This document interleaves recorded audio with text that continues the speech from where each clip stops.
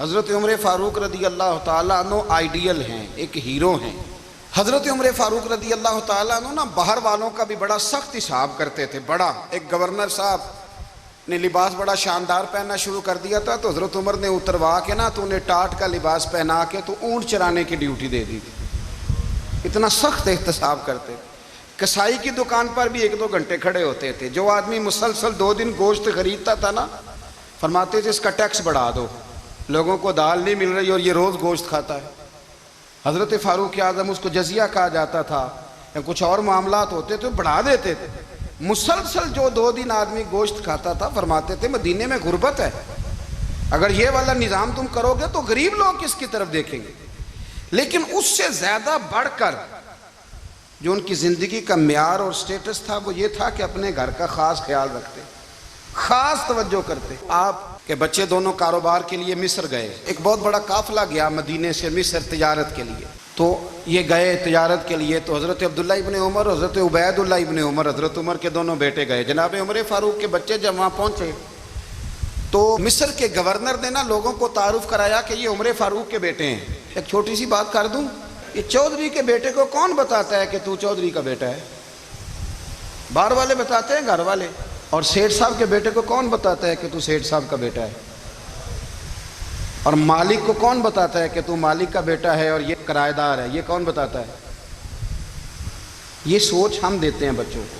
چودھری اور کمی کی سوچ، امیر اور غریب کی سوچ، مالک اور کرایہ دار کی سوچ، گھر کے مالک کی اور کام کرنے والے کی سوچ، یہ ہم دیتے ہیں۔ یاد رکھنا، یہ ہم دیتے ہیں، یہ ہمارا مزاج ہے، یہ باہر سے نہیں آتی۔ تو کوئی شہزادہ ہے، تو سیٹھ ہے، تو نواب ہے، یہ سوچ باہر سے نہیں آتی۔ یہ اماں سوچ دیتی ہے، اماں، یہ ابا سوچ دیتا ہے۔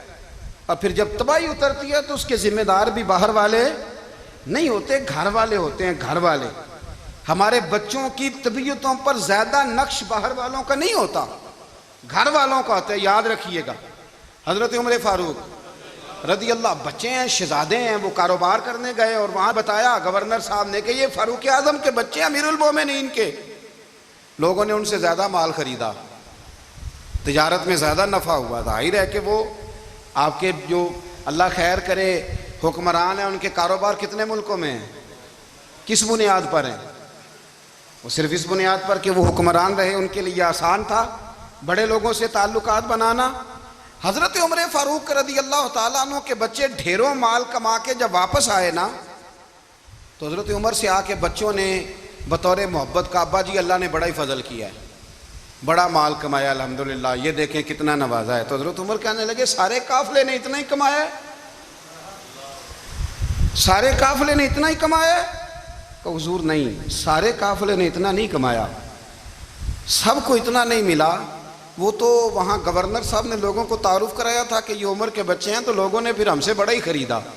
تو حضرت عمر فرمانے لگے ٹھیک ہو گیا، میں بات سمجھ گیا، اس طرح کرو، جو تمہاری اصل زر تھی نا، جو راز تھی، وہ رکھ لو اور باقی سارا مال مال خزانہ میں جمع کرا دو، اس لیے کہ یہ تم نے تجارت نہیں کی، یہ تم نے اپنے باپ کا نام بیچا ہے، یہ تم نے امیر المومنین کے بیٹے ہونے کا فائدہ اٹھایا ہے۔ فرمایا یہ تمہارا نہیں حق، یہ مسلمانوں کا ہے، اس لیے کہ یہ مال تم نے محنت سے نہیں کمایا، یہ باپ کی کرسی کا فائدہ اٹھایا ہے۔ اور فرمایا اگر تم نے مال جمع نہ کرایا تو میں مال بھی لے لوں گا زبردستی اور کوڑے بھی ماروں گا، ڈبل سزا دوں گا۔ مرضی سے جمع کراؤ گے تو کوڑوں سے بچ جاؤ گے۔ بڑے بیٹے نے تو جمع کرا دیا، تو چھوٹا تھوڑا پریشان ہوا، تو حضرت عبداللہ ابن عمر چھوٹے بھائی کا ماتھا چوم کے کہنے لگے بیٹے چپ کر کے جمع کرا، یہاں بھی فخر کر کے ہم عمر کے بیٹے ہیں، اور قیامت میں بھی فخر کریں گے کہ ہم فاروق اعظم کے بیٹے ہیں۔ یہاں بھی ناز کریں گے اور وہاں بھی ناز کریں گے کہ عمر کے بچے ہیں۔ ہمارے باپ نے خود بھی حلال ہی کھایا ہے، اور جب ہماری کمانے کی باری آئی ہے تو ہمیں حکم بھی حلال کھانے کا دیا۔ بھائی ہمارا مزاج نہیں۔ بچہ جب لے کے آتا ہے 2 لاکھ روپیہ تو کبھی پوچھے کہاں سے آیا ہے؟ جب وہ پہلے دن غلط دوستوں کے پاس جا کے بیٹھتا ہے تو کبھی نکالا گھر سے اسے؟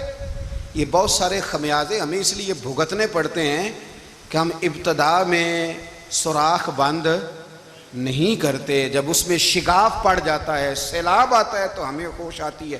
حضرت عمر نے اپنے گھر میں نگرانی رکھی، کڑی نگرانی۔ زیادہ نماز گھر میں پڑھتے تھے حضرت عمر، نفلی نمازیں زیادہ کیوں بلا؟ میرے صاحب مجھے حکم دیتے تھے کہ فرض نماز کے علاوہ نمازیں گھر میں پڑھنا، بچوں کو عادت پڑے گی، ذوق پیدا ہوگا، ان کو پتہ چلے گا کہ ہمارے گھر میں 5 وقت کوئی اور کام بھی ہوتا ہے۔ بھائی یاد رکھیں کہ آپ نے اگر سجدہ کرنا ہے تو بچہ لیٹ جائے گا، اسے پتہ کوئی نہیں سجدہ کیا ہے، لیکن جب گھر میں کبھی قرآن ابا جی کھول لینا، میں اکثر کہتا ہوں جب ابا جی کا موڈ بن جائے نا لیکچر دینے کا، وہ گھر میں شروع ہو جاتے ہیں، کہتے ہیں آپ لوگ نماز نہیں پڑھتے اس لیے میرے کاروبار میں برکت کوئی نہیں، تم سویرے قرآن پاک نہیں کھولتے تو میں تباہ ہو گیا ہوں۔ تو میاں آپ نے کب گھر میں قرآن پاک کھولا تھا؟ آپ نے کب نماز پڑھی؟ آپ نے کب گھر کے اندر اللہ رسول کا ذکر کیا تھا؟ آپ نے کب حدیث چھیڑی؟ آپ نے بھی تو گھر کے اندر جب بھی آپ آئے ہیں تو آپ نے وہی کچھ کیا جو دنیا دار کرتے ہیں۔ آپ بھی تو اپنا موبائل لے کے الگ کونے میں بیٹھ گئے، آپ نے بھی تو کہا ہے کہ اب تمہارے چینل ختم، اب میری مرضی والا چلے گا۔ تو جو آپ نے کیا ہے بچے بھی وہی کام کریں گے۔ آپ نے بھی گپ شپ لگائی ہے تو وہ بھی لگا رہے ہیں۔ یہ سمجھ لیں جو کام آپ کریں گے آپ اپنے بچوں کی سیرت میں اس کا جلوہ دیکھ لیں گے۔ بڑی پکی سی بات ہے کہ آپ کو بچے کی عادتیں دیکھ کے سمجھ آ جائے گی کہ میں بھی یہی کرتا تھا اور یہ بھی